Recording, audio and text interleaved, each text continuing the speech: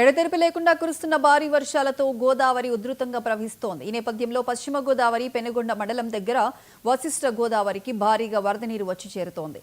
దీంతో లంక ప్రాంతంలో రైతులు నానా అవస్థలు పడుతున్నారు. అధికారులు స్పందించి లంక ప్రాంతాల్లోని పశువులకు దానా సరఫరా చేసి ఆదుకోవాలని కోరుతున్నారు.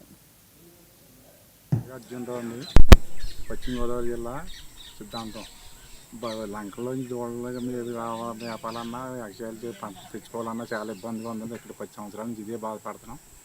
చాలా ఇబ్బంది అండి. నామల మీద తెచ్చుకుంటున్నాం. ఆడవాళ్ళు మగవాళ్ళు వెళ్ళి కలిసి చాలా రొప్పల్లోంచి డొంకల్లోంచి రావాల్సి వస్తుంది. చాలా ఇబ్బంది పడిపోతున్నాం. ఏదైనా అధికారులు వచ్చుకొని దాన్ని మరి ఏదైనా మాకు తగిన ఏర్పాట్లు చేయాలని కోరుకుంటున్నాం. గోదావరి ఎక్కువ వస్తే పరిస్థితి ఏంటి? గోదావరి ఎక్కువ వస్తే దూడలు అన్నీ ఏటుకొట్టుకు రావాలి. పంటలన్నీ పాడైపోతాయి. ఇంకా ఏ పని చేయండి. మరి దూడలు అంతా కూడా 200-300 దూడ ఉంది. అతని నుంచి ఎదురు రావాలి. అవి అన్నిటికీ మేత ఉంది ఏముందో నెలల పాటు ఏటుకొట్టు మీద ఉండాలండి.